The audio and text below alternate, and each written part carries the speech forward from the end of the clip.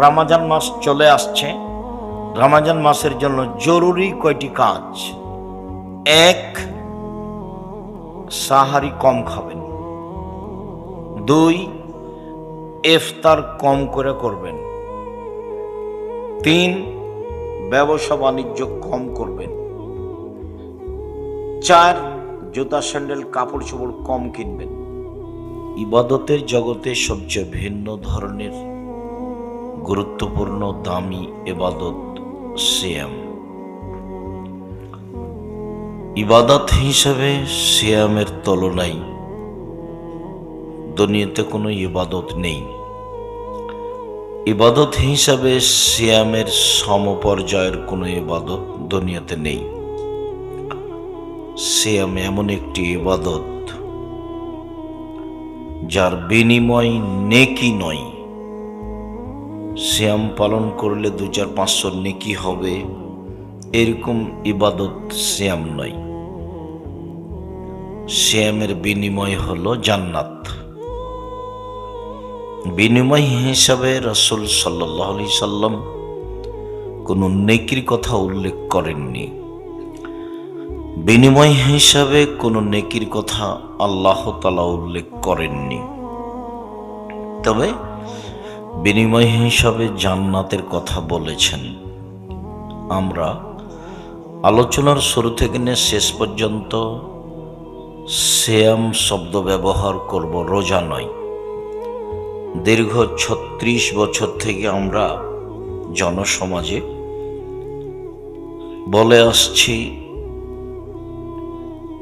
সালাত নামাজ নয় সালাত, রোজা নয় সিয়াম, দোজখ নয় জাহান্নাম, বেহেশত নয় জান্নাত, খোদা নয় আল্লাহ। এরপরেও এক শ্রেণীর মানুষ বুঝেছে যে হ্যাঁ এটাই ঠিক, কিন্তু বাস্তবায়ন করা সহজ হচ্ছে না। চলন্ত ধর্মের সাথে মানুষ বেশি সম্পৃক্ত, চূড়ান্ত ধর্মের সাথে মানুষ সেভাবে সম্পৃক্ত নয়। সিয়াম শব্দ কোরআনেও আছে, হাদিসেও আছে। রোজা শব্দ কোরআনেও নেই, হাদিসেও নেই। সালাত শব্দ কোরআনেও আছে, হাদিসেও আছে। নামাজ শব্দ কোরআনেও নেই, হাদিসেও নেই। জাহান্নাম শব্দ কোরআনেও আছে, হাদিসেও আছে। দোজখ শব্দ কোরআনেও নয়, হাদিসেও নেই। জান্নাত শব্দ কোরআনেও আছে, হাদিসেও আছে। বেহেশত শব্দ কোরআনেও নেই, হাদিসেও নেই। আল্লাহ শব্দ কোরআনেও আছে, হাদিসেও আছে। খোদা শব্দ কোরআনেও নেই, হাদিসেও নেই। চলছে কিভাবে? আলেম ওলামাদের ক্ষমতার দাপটে চলছে।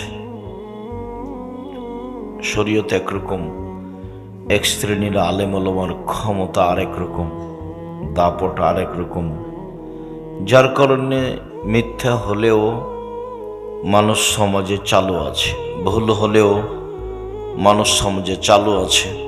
আমরা চেষ্টা করি রাসূল সাল্লাল্লাহু আলাইহি সাল্লামের বলা কথাগুলি বলা।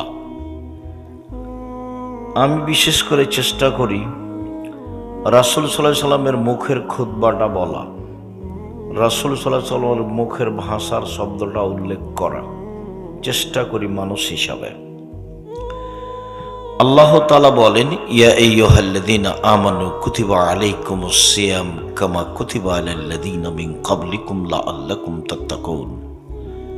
হে ঈমানদারগণ, যারা তোমরা আল্লাহকে বিশ্বাস করো, নবীকে বিশ্বাস করো, পরকালকে বিশ্বাস করো, তোমাদের প্রতি সিয়াম ফরজ করা হয়েছে, যেভাবে তোমাদের পূর্ববর্তীদের প্রতি সিয়াম ফরজ করা হয়েছিল, যাতে করে তোমরা পরহেজগার হতে পারো।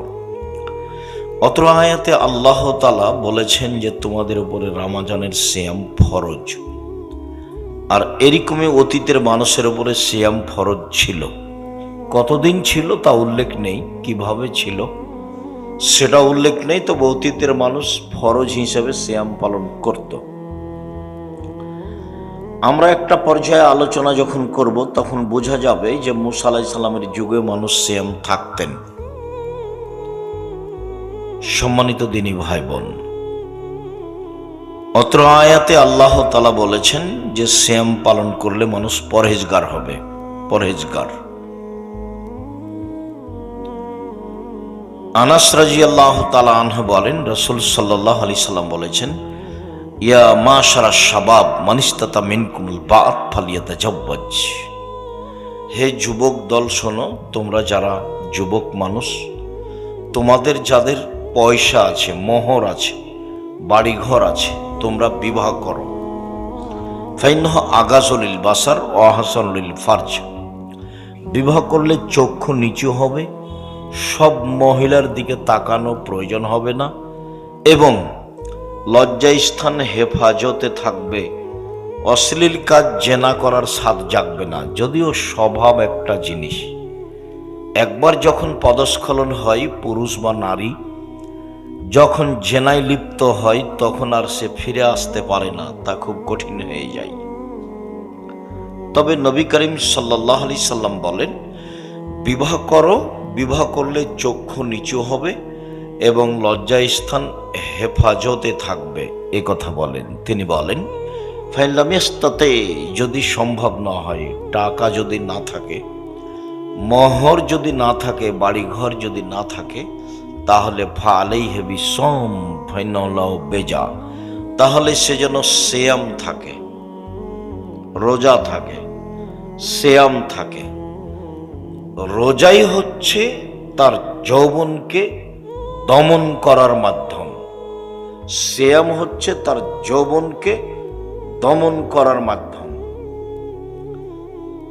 সিয়াম একটি গুরুত্বপূর্ণ ইবাদত, যা দিয়ে মানুষের যৌবনকে ঠেকানো যায়, যা দিয়ে মানুষের নারীগত উত্তেজনাকে ঠেকানো যায়।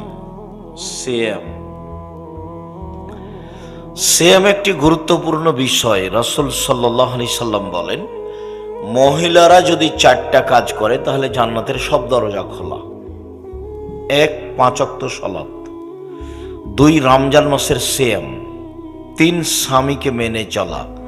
তিতা লাগলেও মিঠা লাগলেও স্বামীকে মেনেই চলতে হবে যে কোনো মূল্যে। 4. জেনায় লিপ্ত না হওয়া। এই 4টা কাজ যদি মহিলারা করতে পারে তাহলে তার জন্য জান্নাতের সব দরজা খোলা, যে কোনো দরজা দিয়ে ঢুকতে পারবে। এই পথ মহিলাদের জন্য। পুরুষ অত সহজে জান্নাতে যেতে পারবে না। মহিলাদের জান্নাতে যাওয়া সহজ, পুরুষের জান্নাতে যাওয়া সহজ নয়। এরকম কোনো পথঘাট নেই পুরুষের জন্য যে 4টা কাজ করলেই একজন পুরুষ জান্নাতে চলে যাবে, এরকম কথা রাসূল সাল্লাল্লাহু আলাইহি ওয়াসাল্লাম বলেননি। তবে তিনি মহিলাদের জন্য বলেছেন 1. 5 ওয়াক্ত সালাত। 2. রমজান মাসের সিয়াম, রোজা। 3. স্বামীকে মেনে চলা। 4. জেনায় লিপ্ত না হওয়া। হয়েও যদি যাই তাহলে কান্নাকাটি করে তওবা করলে ভালো হয়ে যাবে, তখন তার জন্য জান্নাতের সব দরজা খোলা। এ কথা মুহাম্মদ সাল্লাল্লাহু আলাইহি সাল্লাম বলেন। তিনি এভাবেও বলেন, আবু হুরায়রা রাদিয়াল্লাহু তাআলা আনহু বলেন, রাসূল সাল্লাল্লাহু আলাইহি সাল্লাম বলেছেন, আন-নবিয়্যু ফিল জান্নাহ, নবীগণ জান্নাতে যাবেন। আশ-শাহীদু ফিল জান্নাহ, শহীদেরা জান্নাতে যাবে। অস-সিদ্দীকু ফিল জান্নাহ, সত্যবাদীরা জান্নাতে যাবে। অন-নিসাউ মিন আহলিল জান্নাহ, মহিলারাও জান্নাতে যাবে। আপনার আমার কথা এভাবে আসেনি, তবে এখানে মহিলাদের ব্যাপারে একটা কথা জড়ানো আছে। 1. নবীগণ জান্নাতে যাবেন। 2. শহীদগণ জান্নাতে যাবেন। 3. সত্যবাদীরা জান্নাতে যাবে। 4. মহিলারা জান্নাতে যাবে। কে? যে মহিলা কোনো কারণে স্বামী অসন্তুষ্ট হলে স্বামীর হাত ধরে বলে, যতক্ষণ পর্যন্ত আপনি আমার উপরে রাজি খুশি না হবেন ততক্ষণ পর্যন্ত আমি কোনো কিছু খাবো না, এই নারী জান্নাতি নারী। একথা মুহাম্মদ সাল্লাল্লাহু আলাইহি সাল্লাম বলেন। আবু হুরায়রা রাদিয়াল্লাহু তাআলা আনহু বলেন, রাসূল সাল্লাল্লাহু আলাইহি ওয়াসাল্লাম বলেছেন যে তিনটে জিনিস আছে খুব দামি, সঞ্চিত সম্পদ, তার যাকাত লাগে না। অন্য এক বর্ণনায় এসেছে, সাওবান রাদিয়াল্লাহু তাআলা আনহু বলেন যে আল্লাহর নবী বললেন, সাওবান রাদিয়াল্লাহু তাআলা আনহু বলেন, আমরা যদি জানতাম সবচেয়ে উত্তম সম্পদ কোনটি তাহলে আমরা সেটা সঞ্চয় করে সংগ্রহ করে রাখতাম। আমরা যদি জানতাম সবচেয়ে উত্তম সম্পদ কোনটি তাহলে আমরা সঞ্চয় করে সংগ্রহ করে রাখতাম। এই বাচ্চা, বসো।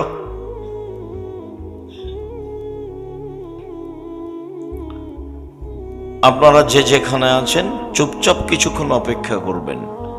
আমি তো আর আব্দুল্লাহ বিন ফজল রাহিমাহুল্লাহ নই ভোর পর্যন্ত বক্তব্য দিব। হ্যাঁ, কিছুক্ষণ পরে দেখবেন নেই। তো আমরা যদি জানতাম কোনটা সবচেয়ে দামি সম্পদ তাহলে সঞ্চয় করে রাখতাম, তা আমরা জানি না। তখন আল্লাহ রাসূল বলছেন, শোনো শোনো শোনো, আফজালহু, সম্পদের সবচেয়ে দামি, টাকা পয়সা সম্পদ, বাড়িঘর সম্পদ, জমি জায়গা সম্পদ, স্ত্রী ছেলে মেয়ে সম্পদ, সবচেয়ে দামি সম্পদ লেসানুন জাকির, ওই জিহ্বা, যে জিহ্বা আল্লাহকে ডাকতে পারে, যে জিহ্বা সুবহানাল্লাহ, আলহামদুলিল্লাহ, আল্লাহু আকবার বলতে পারে, আস্তাগফিরুল্লাহ বলতে পারে। সব সময় খালি চুপটি করে থাকেন কেন? মুখখানকে একটু তাসবিহ তাহলিল করেন না কেন? খালি দোকানে বসে আড্ডা পিটেন আর মানুষের বদনাম করেন, গীবাত করেন, আর ল্যাংটা বেটি ছেলে দেখেন। এত খারাপ অভ্যাস কেন? এত ইতর শ্রেণীর অভ্যাস কেন? এত নোংরা শ্রেণীর অভ্যাস কেন? এত পশু প্রাণীর জীবন কেন? গরু ছাগলের মতো দোকানে বসেন কেন? আড্ডা পিটেন কেন? খারাপ লাগে না কেন? কই, আমরা তো কোনোদিন দোকানে বসিনি।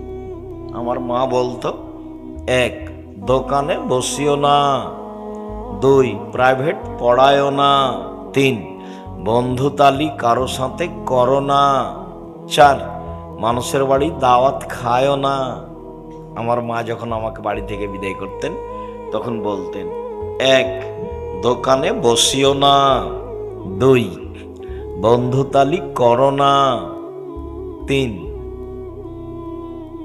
বলেন কি না, দাওয়াত খায়ও না, প্রাইভেট পড়ায়ও না। প্রাইভেট কি যে আমার মা বুঝতেন। তা আমরা কোনোদিন দোকানে বসিনি। আমাদের জামিয়া সালাফের ভিতরে চায়ের স্টল আছে, ওই কি কি যেন আছে খাবার, কই আমরা কোনোদিন 1 মিনিটের জন্য বসিনি। বেঁচে আছি তো,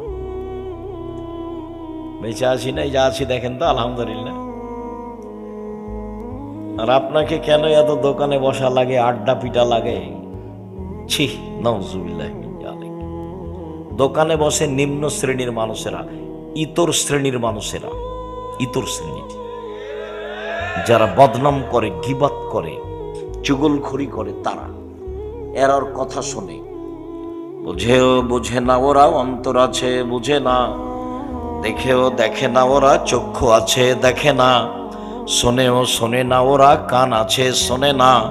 উলাইকা কাল আনাম, তারা পশু প্রাণীর মতো, তারা গরু ছাগলের মতো, তারা কুকুর শ্রীগুলোর মতো, বালহুম আযাল, বরং তার চেয়ে খারাপ মানুষ। কেমনে বসে থাকেন দোকানে? আর কি যে মাথায় গোবর ঢুকেছে, এমন করে একজন আর একজনের প্রশংসা করছে আর বলছে অমুকের চরিত্র ফুলের মতো পবিত্র, তাহাজ্জুদ পড়ে। সেদিন একজন বক্তব্য বলছে, দেখছেন না কত নামাজি, কপালে একবারে দাগ হয়ে গেছে। একজন আর একজনকে রাসূল সাল্লাল্লাহু আলাইহি সাল্লাম বলছেন যে কেউ যদি কারোর সামনে প্রশংসা করে তো যে ব্যক্তি প্রশংসা করছে ওর মুখের উপরে মাটি ছুঁড়ে মারো, আর যার প্রশংসা করেছে তার কোমর দাঁড়া ভেঙে দেওয়া হয়েছে, ও জাহান্নামে চলে গেছে। ওর মনটা কেমন, হ্যাঁ আমি খুব ভালো, হ্যাঁ আমি খুব ভালো, তাহলে এত প্রশংসা মানে জাহান্নামে চলে গেছে। ওতে গর্ব আসে, অহংকার আছে। আল্লাহ রাসূল বলেছেন যার অন্তরে সরিষার সম পরিমাণ অহংকার গর্ব আছে সে জান্নাতে যাবে না। কে বড় ক্ষতিগ্রস্ত একটা বই পাওয়া যায় বাজারে, খোঁজ নিয়ে দেখেন, আছে সব হাদিস দেওয়া আছে। বইয়ের নাম কি? কে বড় ক্ষতিগ্রস্ত। সবচেয়ে দামি সম্পদ লিসানুন যাকির, ওই জিহ্বা যে জিহ্বা আল্লাহকে ডাকে। একটু আল্লাহর কাছে দোয়া করেন না কেন? মাল্লাম ইয়াসআলিল্লাহ ইয়াগযাব আলাইহি, যে আল্লাহর কাছে কিছু চায় না তার উপর আল্লাহ খুব অসন্তুষ্ট হন। মুখখান বন্ধ করে থাকো কেন? চুপটি লিখে থাকো কেন? কিছু বলো না কেন? সুবহানাল্লাহ আলহামদুলিল্লাহ বলো। প্রত্যেক রাতের শেষে, রাতের 3 ভাগের 2 ভাগ পার হয়ে গেলে আল্লাহ সপ্তম আকাশ থেকে প্রথম আকাশে নেমে আসে প্রত্যেক দিন আপনার সাথে একটু কথা বলার জন্য। আল্লাহ তাআলা আপনার সাথে কথা বলার জন্য প্রত্যেক রাতে কোথা থেকে নেমে আসেন? সপ্তম আকাশ থেকে প্রথম আকাশে নেমে আসেন। নেমে এসে বলেন মায়াদুনি ফাস্তাজিব লাহু, কে আমাকে ডাকে? ডাকো ডাকো, আমি তোমার ডাকে সাড়া দেবো। বলো না, আমাকে কিছু বলো। আল্লাহ এভাবে বলেন। 2 মায়াসআলুনি ফাউতিয়াহু, কেউ কিছু চাই? চাও না, চাও দিব, চাও। আবার বলেন মায়াস্তাগফিরনি ফাগফির লাহু, কে ক্ষমা চাই? তুমি ক্ষমা চাও, চাও আমি তোমাকে ক্ষমা করে দেব। এই 3টা কথা আল্লাহ বারবার বলেন প্রথম আকাশে নেমে এসে আমার সাথে কথা বলার জন্য নেমে আসেন। আর আমি কত বড় নিমুখ হারাম, রাত 3টায় ঘুমিয়েছি, 7টায় 8টায় উঠি, 2টায় ঘুমিয়েছি। কোথা থেকে ডাঙ্গাবাজি করে, কোথা থেকে দোকানে আড্ডা পিটা, কার বদনাম করে, কার গীবাত করে, কার প্রশংসা করে আসছি। জুয়ার চোরি, দাগাবাজি করো, জুয়ার চুরি করো, চাঁদাবাজি করো। চাঁদাবাজি করো কেন? ভিক্ষা করে খাবা, চাঁদাবাজি করবা কেন? উপার্জনের 4টা পথ, তুমি কোনোটাই করো না। 1 দিন মজুরি, কিষান কামলা। 2 চাকরি। 3 ব্যবসা। 4 জমি চাষ। এই 4টে। তো তুমি চাঁদাবাজি করো, এটা কোনটা? চাঁদাবাজি করো, তুমি পশু, তুমি গরু ছাগল, তুমি ইতর শ্রেণীর মানুষ, তুমি আর তোমার বাপ বেটা 2জনই বোঝা জাতির উপরে। চাঁদাবাজি করবে কেন? এই 4টা ব্যতীত আর একটা পথ আছে, সেটা ভালো নয় তবে জায়েজ, সেটা ভিক্ষা। উপার্জনের 4টা পথ। 1 কামলা কিষান, 2 জমি চাষ, 3 চাকরি, 4 ব্যবসা। তখন রাসূল সাল্লাল্লাহু আলাইহি সাল্লাম বললেন সত্যবাদী বিশ্বস্ত ব্যবসায়ীরা নবীদের সাথে জান্নাতে থাকবে। আগেরগুলোর প্রশংসা করেননি, বরং নিন্দা করেছেন। দিন মজুরি, তখন বলেছেন কাজ শেষ হওয়ার সাথে সাথে টাকা দিয়ে দাও, টাকা দিয়ে দাও। গায়ের ঘাম শুকানোর সাথে সাথে টাকা দিয়ে দাও, টাকা দিয়ে দাও। আর যখন চাকরি, তখন বলেছেন এই সাবধান, যেটা বেতন পাচ্ছ ওটাতেই সন্তুষ্ট হও, এদিক ওদিক টাকা ইনকাম করলে সেটা হবে আত্মসাৎ, খুব সাবধান। আর যখন জমি চাষ, তখন বললেন যে ওতে অন্তর শক্ত হয়ে যায়, অন্তর ভীরু হয়ে যায়, খুব একটা অন্তর ভালো থাকে না, নিন্দা করলেন। আর যখন বললেন ব্যবসা, তখন বলছেন আত্তাজির আস-সাদিক আল আমিন ইয়াকুনু ইয়াউমাল কিয়ামা মা শাহাদা সিদ্দিকিন, সত্যবাদী বিশ্বস্ত ব্যবসায়ীরা নবীদের সাথে জান্নাতে থাকবেন। সেটা বাদাম বিক্রি ব্যবসা হোক, চকলেট বিক্রি হোক, কলা বিক্রি হোক, আর ইনপোর্টে ব্যবসা হোক, সেটা যেটাই হোক না কেন, ব্যবসাকে আল্লাহ রাসূল খুব পছন্দ করলেন। আবার তিনি বললেন ইয়া মাশার তুজার, ব্যবসায়ীরা শোনো, ইন্নাল বাইয়া ইয়াহজুরুল কিসব ওয়াল হালাফ, ব্যবসাতে মিথ্যা কথা চলে আসে, ব্যবসায় কসম চলে আসে। ফাসুবহু বিসাদকা, এটা দান করে পাপটা মিটিয়ে দাও। আরো উৎসাহিত করলেন, ব্যবসা করবেন, ছোট হোক আর বড় হোক, ব্যবসা করে খাবেন। কোনোটাই যদি না মিলে চাঁদাবাজি বাদ, চাঁদাবাজি করা হবে না। জুয়াচুরি, দাগাবাজি, জমিদারি, জমি জোর করে দখল করা, মারামারি, দাঙ্গামা, হাঙ্গামা, শয়তানি, মানুষকে জেলে দেওয়া, হাজতে দেওয়া, মিথ্যা কসম করা, এগুলো করিয়েন না। অল্প দিন বাঁচতে এসে মানুষের ক্ষতি করে বাঁচার চেষ্টা করিয়েন না জুলুম করে। সময় 45 মিনিট। জীবনে মানুষের প্রতি জুলুম করিয়েন না। এর চেয়ে যদি বেশি জুলুম করেন তাহলে 2-3 মিনিট, এই যে ফেরাউন ডুবলো নেই, 2-3 মিনিট। আর যদি তার চেয়ে বেশি জুলুম করেন তাহলে 30 সেকেন্ড, আধ সামুদ নেই। বিদ্যুতের মতো আসলো, চলে গেল, 30 সেকেন্ড, আধ সামুদ। পৃথিবীতে সবচেয়ে শক্তিশালী জাতি, লাম ইখলাক মিসলুহা ফিল বিলাদ, তাদের মতো শক্তিশালী জাতি আমি আল্লাহ তাআলা বলেন, আদ সামুদের মতো শক্তিশালী জাতি পৃথিবীতে কোথাও কখনো আর সৃষ্টি করব না। ওরা ছিল সম্পদে বেশি, ওরা ছিল মাটিতে স্মৃতি নির্মাণে সবচেয়ে বেশি শক্তিশালী। ফেরাউনকে আল্লাহ বারবার বলছেন, ফেরাউনকে, তুমি কয় টাকার মালিক, তুমি কি করতে পারো? তোমার আগে যারা চলে গেছে তারা ছিল সম্পদে বেশি, তোমার আগে যারা চলে গেছে তারা ছিল জমিনে স্মৃতি নির্মাণে বেশি শক্তিশালী। পিরামিড ওরাই তৈরি করেছে, আর সামুদেরা। একটা পিরামিডের একটা পাথরের ওজন 23 টন, একটা ক্রেন উঠাতে পারে 16 টন, একটা 23 টন 200 ফুট উপরে কিভাবে উঠালো? ওরা আদ সামুদ, ওদের ধ্বংসের সময় মোটামুটি 30 সেকেন্ড, আর ফেরাউনের মোটামুটি 2-3 মিনিট, আর আপনাদেরটার 45 মিনিট। এতগুলো দেখে হুঁশ হয় না? জুলুম করেন কেন? কোনটাই যদি উপার্জনের পথ না পান তো ভিক্ষে।